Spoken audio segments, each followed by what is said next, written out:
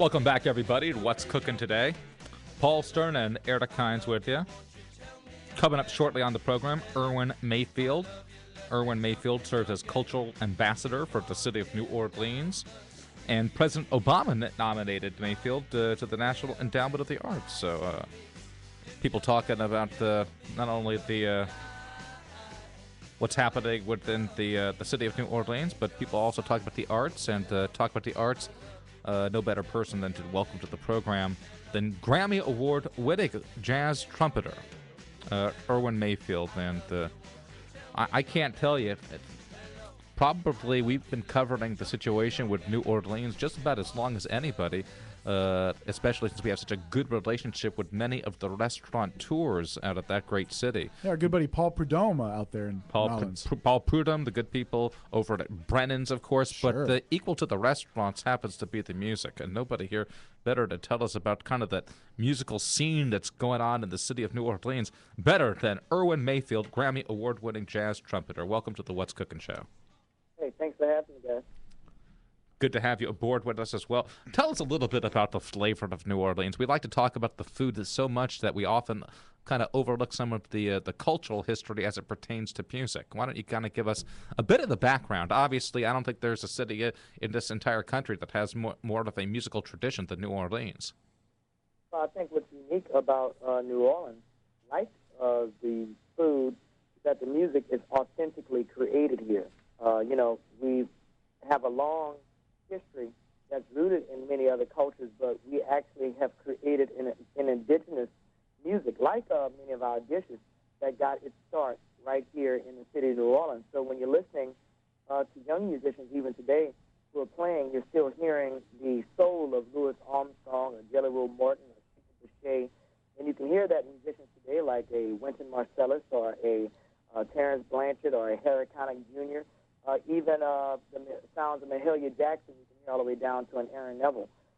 So if you really think about the type of fulfillment you have when you eat a great, warm, tasty dish, you can have that same fulfillment from listening to a lot of the great music that we have available, homegrown right here in our own backyard in New Orleans.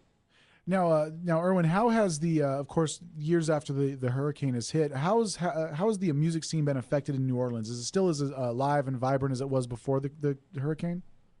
Well, I think the music scene has had a tremendous continuum despite any issues that have existed, not just, I would say, not only a hurricane or oil spill, but I would say even a civil war. We've had a long tradition of great music here in the city of New Orleans. In 2018, the city of New Orleans would be 300 years old.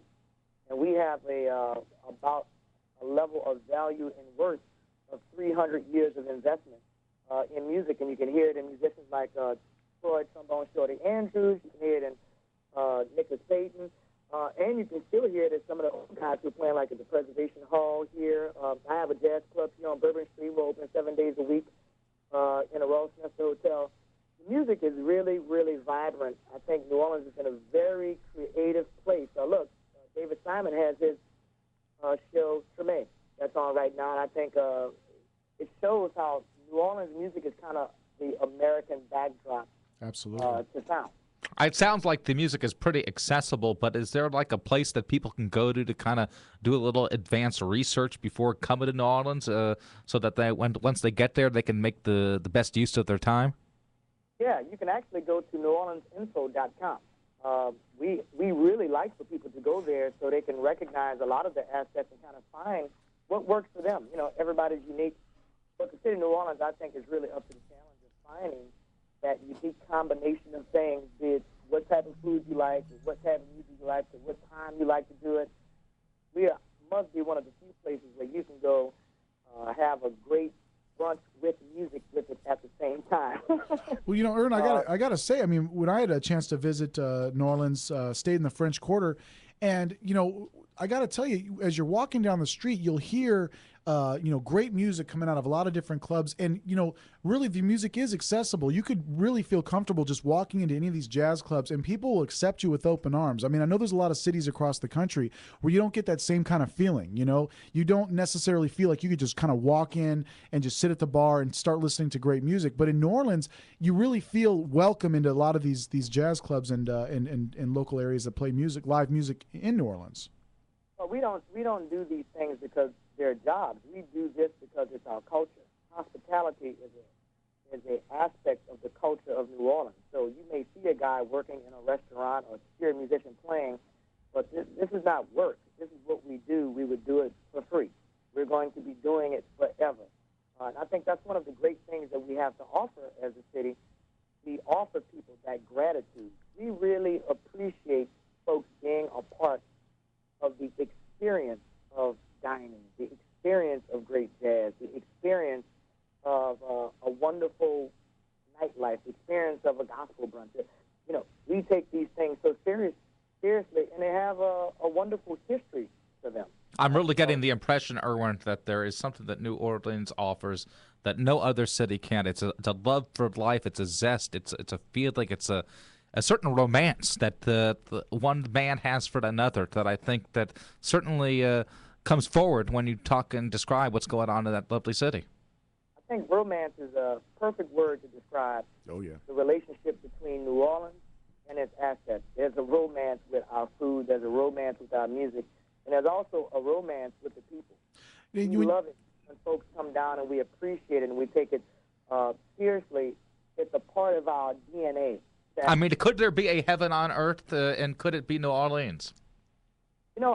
Honestly, I can't imagine America without New Orleans. I'm quite certain no one else who's ever been here can. I think New Orleans is a great American asset, and people really should use it more. One of the things I think has been recognized in the last few years is that New Orleans is really a great American asset for everyone. Absolutely. And you learn a little bit something about yourself, I think, when you come and you visit New Orleans, and you learn a little bit about the place that you live. Yes, you do. It's a very unique place, and I've been very fortunate to have had the benefit of growing up in it.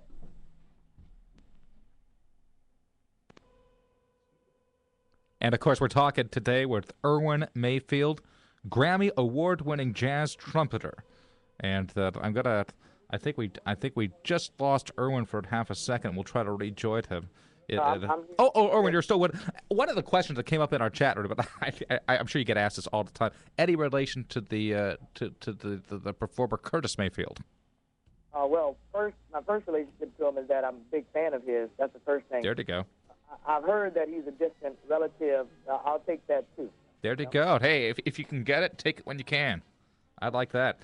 Well, Erwin, do you mind holding on? We're going to come back to you. If you can stay with us a few more minutes, we'd love to talk a little bit more about, again, some of the cultural stuff that's happening in New Orleans and, of course, where it is that perhaps you might be performing so we can come and check you out again as well. Well, unfortunately, I do have to go, but you guys can find me on NewOrleansInfo.com, and you can find my music on UrbanMayfield.com. And look, you look me up, and I'll buy you guys some po' boys and, maybe a Sazerac or something. Oh, boy. We're talking real romance. It's po' boys, it's New Orleans, and what was that you said, that a particular beverage? Sazerac. We'll be looking for it.